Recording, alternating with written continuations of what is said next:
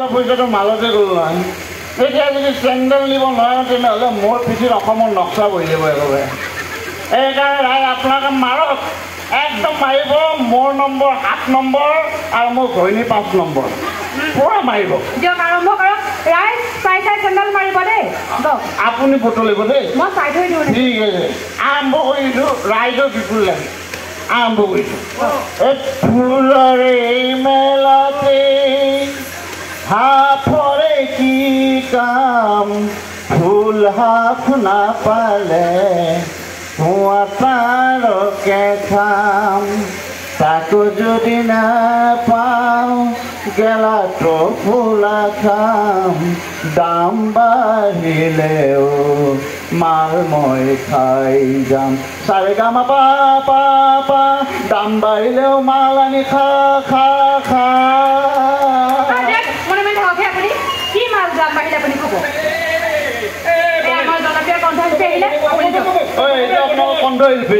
আমাৰ মাজত উপস্থিত হৈছে জনপ্ৰিয় কণ্ঠশিল্পী মনোজ কুমাৰ আমাৰ মনোজ কুমাৰক আমাৰ অনুষ্ঠান চলাই নিবলৈ আৰম্ভ কৰক এইটো অঞ্চল সকলোৱে মোক মহান নহয় মহান গায়ক বুলি চিনিও পায় গতিকে মই আজি অনুষ্ঠানটোৱে তাক গানেৰে আৰম্ভ কৰিম দে বলেন তোৰ সেই মদাহী চবকটো বাদ দিছোঁ অলপ ৰাইজ এখন বহি আছেতো এই ৰাইজৰ ফালি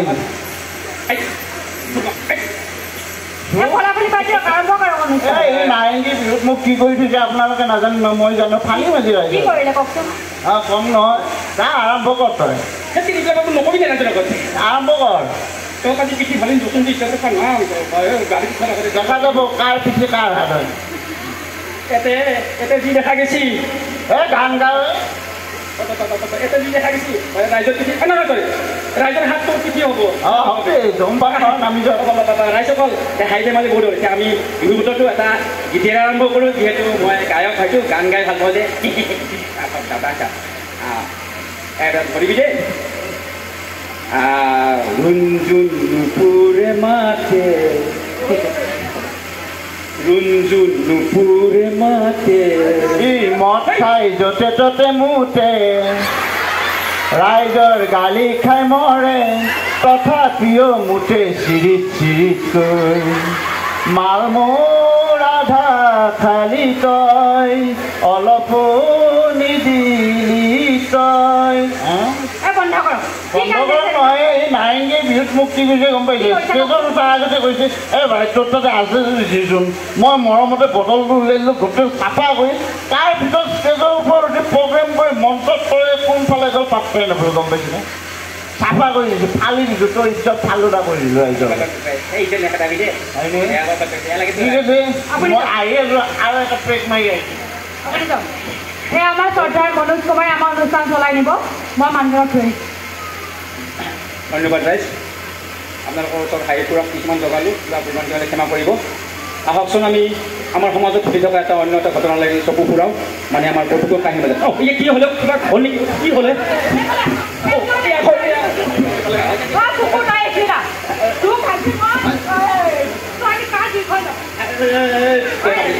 দেখা পাইছোঁ কি অৱস্থা কি পুতা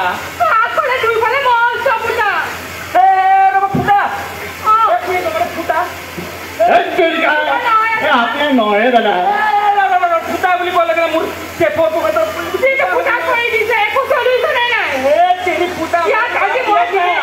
মোৰ নাতিটোক বিহু দেখা বুলি লৈ আহিছোঁ নিদিম বুলি পইচা মোবাইল ক'ত ফুটা দিব আজি কি কৰোঁ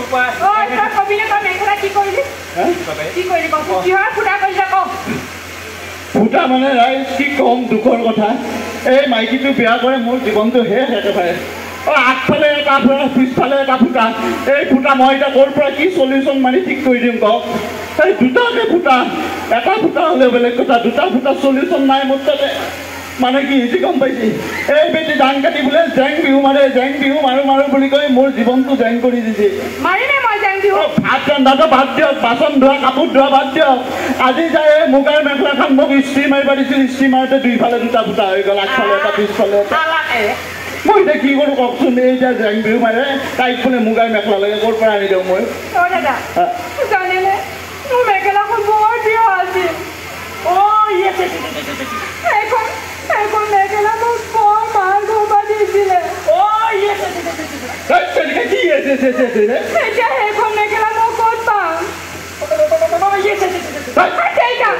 ৰেজিষ্ট্ৰি মাৰি আছে আপুনি কি ৰেজিষ্ট্ৰি মাৰি আছে হে আপুনি তাই যদি এতিয়া কি কৰিম কওকচোন এই ৰাতিপুৱা মেখেলা আনি দিওঁ মহাপুৰুষ আপুনি গম পাইছো আচ্ছা কি কৰিম এতিয়া মই মেখেলাখন ক'ৰ পৰা আনি দিওঁ কওকচোন মেখেলা লাগে বোলে আচ্ছা এই যে আমাৰ চচল তিনিআলি কিনাৰৰ বৰ্মনৰ দোকান তালৈ যা আৰু যাই কবি দাসদাই কৈ পঠাইছে এখন মেখেলা যোগাৰ কৰিব লাগে কিন্তু এই বিহু বতৰত ৰাইজসকলৰ আগত আহি এনেকৈ ঘৰুৱা কান্দোল এখন লগত লৈ আহি এইবোৰ ৰাইজৰ লগত শুভা নিদিয়ে নহয় নাপায় এইবোৰ সেইকাৰণে কি কয় গম পাইছি সেইকাৰণে কয় বিয়াৰ আগত চন্দ্ৰমুখী আৰু বিয়াৰ পিছত হ'লে জ্বালামুখী মেখেলা লৈহে কিন্তু ঘৰত আহিবি নহ'লেতো ৰাইজে নপঠায়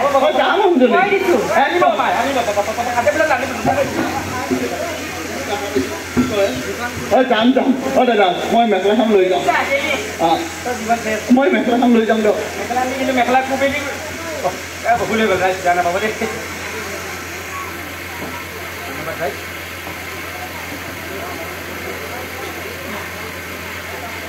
আপোনালোকে বাৰু হাঁহিৰ খুৰাক বহুত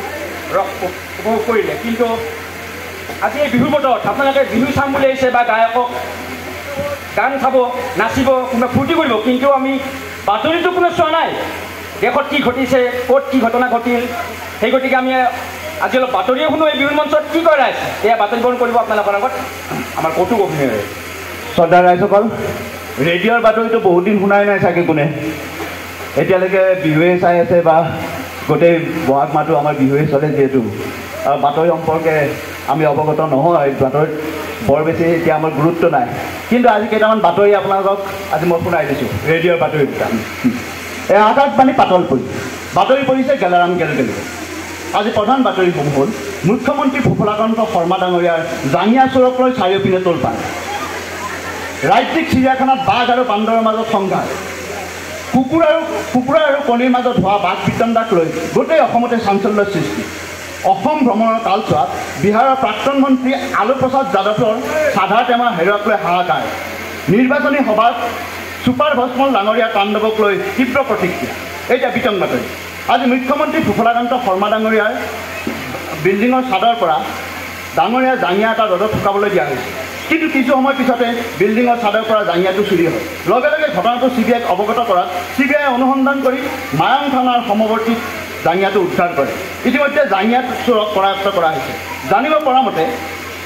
মায়ং থানাৰ ওচৰৰ পৰা এটা বান্দৰ এটা খাদ্যৰ সন্ধানত ওলাই আহি শৰ্মা ডাঙৰীয়া বিল্ডিঙৰ ছাদৰ ওপৰত উপস্থিত হয় আৰু শৰ্মা ডাঙৰীয়াৰ ঘৰৰ পৰা এঠোক কল আৰু জাঙিয়াটো বান্দৰটোৱে পিন্ধি চুৰি কৰি লৈ গুচি যায় জাঙিয়াটোৰ ইলাষ্টিকডাল ঢিলা আছিল যদিও বান্দৰটোৱে এডাল নাৰিকলৰ ৰছীৰে জাঙিয়াটো বান্ধি লৈছিল কিন্তু দুৰ্ভাগ্যবশতঃ গছত ইডালৰ পৰা সিডাললৈ জঁপিয়াওঁতে বান্দৰটো জাঙিয়াটো ফুলকি মায়ং থানাৰ সমৱৰ্তীত পৰে আৰু CBI উদ্ধাৰ কৰে বৰ্তমান বান্দৰটোক জেৰা কৰি থকা হৈছে এয়া কোনোবা বিৰোধী দলৰ চক্ৰান্ত বুলি সন্দেহ কৰা আজি ৰাজ্যিক চিৰিয়াখানাত এটা বাঘে এটা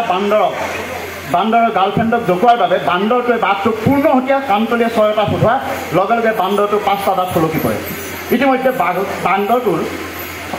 পলাতক অৱস্থাত আৰু বাঘটোৰ দাঁতকেইটা পুনৰ লগোৱাৰ বাবে চিৰিয়াখানা কৰ্তৃপক্ষই 50 কাৰ্টুন ফেব্ৰিকুইক আঠাৰ ব্যৱস্থা কৰিছে কুকুৰা আৰু কণীৰ মাজত হোৱা বাঘ বিতণ্ডাক লৈ গোটেই অসমতে চাঞ্চল্যৰ সৃষ্টি হৈছে কুকুৰাই দাবী কৰিছে যে প্ৰথম কুকুৰাহে পৃথিৱীলৈ আহিছিল আৰু কণীয়ে দাবী কৰিছে যে কণীহে পৃথিৱীলৈ প্ৰথম আহিছিল এতিয়া কোন প্ৰথম পৃথিৱীলৈ আহিছিল সেয়া এতিয়াও থিৰাং হোৱা নাই এই সন্দৰ্ভত দুই পক্ষই উচ্চ ন্যায়ালয়ত কেছ ৰুজু কৰিছে কণীয়ে যে কৈছে আমাৰ প্ৰয়োজনহে বেছি কাৰণ জিম কৰা ব্যক্তিসকলে জিমৰ পৰা আহি আমাকহে বেছিকৈ খায়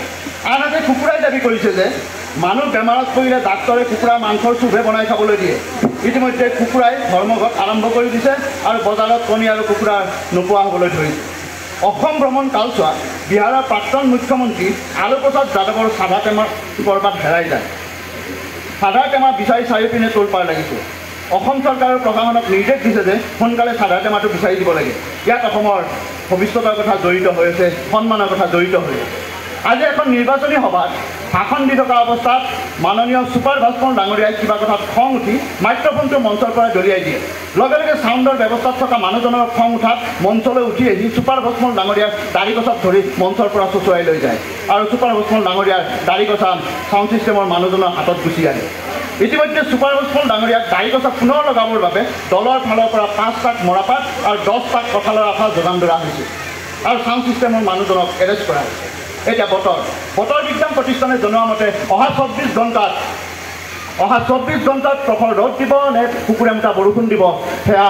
বৰুণ দেৱতা আৰু সূৰ্য দেৱতাৰ বাহিৰে আন কোনেও পাত্তা পোৱা নাই। এতিয়াৰ বাতৰি ইমানেই, পৰৱৰ্তী বাতৰি ৰাতিপুৱা 7 বজাত শুনিবলৈ পাব। ধন্যবাদ, নমস্কাৰ।